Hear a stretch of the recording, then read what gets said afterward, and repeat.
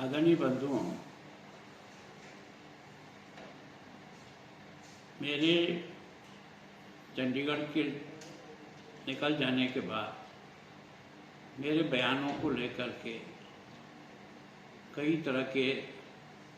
प्रश्न खड़े किए गए। मेरी आप सबसे विनम्र प्रार्थना है कि मेरा भाषण शुरू से लेकर आखिर तक एक बार आप सुन लें, मेरे भावों को सुन लें, मेरे शब्दों को सुन लें,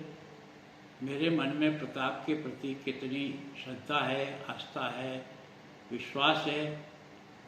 पहली बार मैं नया 33 साल की उम्र में एमएलए बनकर गया था, तब मैंने आग्रहपूर्वक प्रताप के इस शौर्यपूर्ण जीवन को मेवाड़ में स्थापित किया जाए। घर घर गांव-गांव लोगों के मन में प्रताप की उस जीवन को लोग नज़दीक से देख सकें, उसके लिए मुख्यमंत्री भैरव सिंह जी से निवेदन करके पहली बार मेवाड़ कॉम्प्लेक्स योजना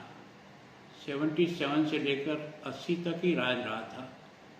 पर हमने उसको स्वीकृत कराया और उसके कारण से ही आज कुंभलगढ़ का विकास, गोगुंदा का विकास, चावंड का विकास, हल्दी घाटी का विकास उसके बाद शुरुआत हुई। मैंने उस विषय को ही इस रेफरेंस में कहा था कि कांग्रेस का 47 से लेकर के 77 तक सरकारें रही, लेकिन प्रताप के जीवन को ऊंचाई पर ले जाने के लिए किसी भी प्रकार का काम नहीं हुआ। हमने पहली बार उसकी शुरुआत भी की, उसको निरंतर आगे बढ़ाया और अब की बार भी सरकार ने अपने बजट में प्रताप से संबंधित स्थानों को और विकसित करने के लिए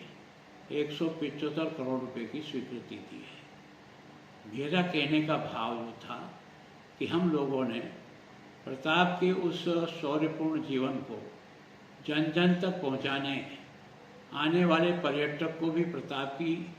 गाथाओं से परिचित कराने के लिए ये सारे के सारे विकास प्रारंभ किए। ये विकास कांग्रेस भी कर सकती थी, इतना लंबा कालखंड रहने के समय में भी ये मेरा उस पर भाव था। मैंने ये जो शब्द प्रयोग किया कि हमने प्रताप को जिंदा किया, इसके आगे और पीछे की बात को आप सुनिए कि कांग्रेस ने इस बारे में प्रताप के जीवन को जन सामान्य तक और दुनिया तक पहुंचाने के लिए जिस प्रकार की आज मेवाड़ नहीं, दिल्ली में भी स्टैचू बनी है, गुजरात में भी बनी है, बंगाल में भी बनी है, हर जगह प्रताप का जिस प्रकार का हुआ है उसको बढ़ाने का प्रयत्न किया। मेरा ऐसा कोई भाव नहीं था। फिर भी अगर किसी को केवल ये कि हमने जीवित किया, ये शब्द इतना सा टुकड़ा अगर आपको बुरा लगता है तो मैं इसके लिए क्षमा चाहता हूँ कि मेरा भाव ये नहीं था कि हमने किया। हमने कहा कि हमने प्रताप को सब प्रकार से ऊंचाई देने के लिए जो भी प्रयत्न सरकार की तरफ से हो सकता था, और आप ये जितनी भी स्टैचू प्रताप की लगी हुई है, जहाँ भी लगी हुई है, उसका समय नोट कर लें कि कब लगी है, किस साल में लगी है। गांव-गांव में प्रताप का ये जो मान और सम्मान है, ये हमारे उस अभियान को प्रारंभ करने के बाद में है या उससे पहले से है, तो थोड़ा सा मेरे भाव भी आपको ठीक लगेंगे। मेरा तो आपसे आग्रह है कि छोटी छोटी बातों पर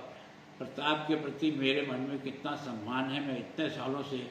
प्रताप जयंती पर जो कार्यक्रम नगर पालिका तो बाकी सबके सहयोग से, समाज के आप ही के समाज के सहयोग से जो कर रहे थे, कब शुरू किया,